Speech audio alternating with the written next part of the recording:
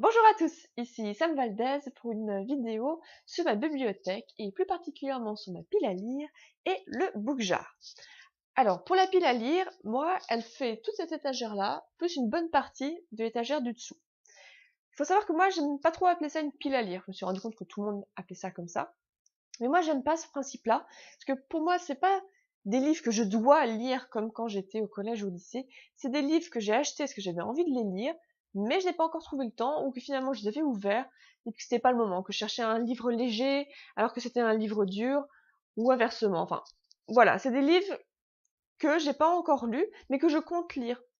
Et dans le livre justement de Pepperton de John Green, que j'ai lu sur Kindle, justement, Alaska, l'héroïne, disait quelque chose de très juste, c'est-à-dire qu'elle avait aussi comme ça une étagère avec plein de livres qui n'attendent que d'être lus, et elle disait que c'était un peu la bibliothèque de sa vie. Je sais plus exactement quel était le terme, sinon j'en reparlerai sur le blog, mais je trouve que c'est exactement ça.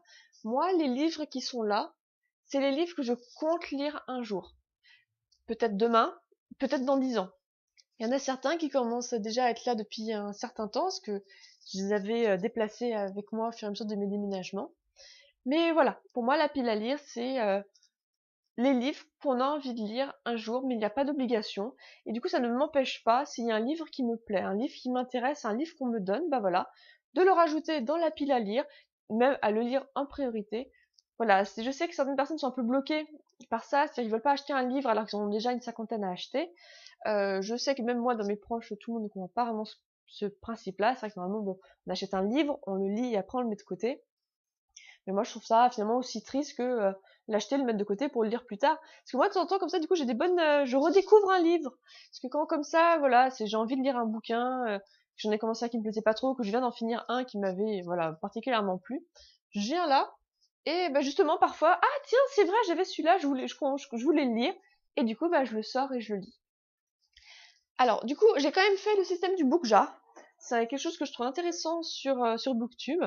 J'ai mis dedans euh, les noms de certains titres qui sont là soit depuis très longtemps, soit que finalement je n'ai plus trop envie de lire et qu'elle est restée là à moisir pendant des années. Donc je sais pas exactement combien de papiers j'ai mis dedans, il y en a peut-être une quinzaine. Je l'ai Du coup, j'en prendrai un à chaque fois que je ferai un book haul, donc pas forcément tous les mois, ça dépend du nombre de livres que j'ai achetés ou que j'ai récupérés. Et voilà, donc du coup, comme ça me permettra de m'obliger à lire des livres que sur le coup j'avais achetés, qui m'avaient intéressé, et que finalement, bah, a posteriori, j'ai plus trop envie de lire.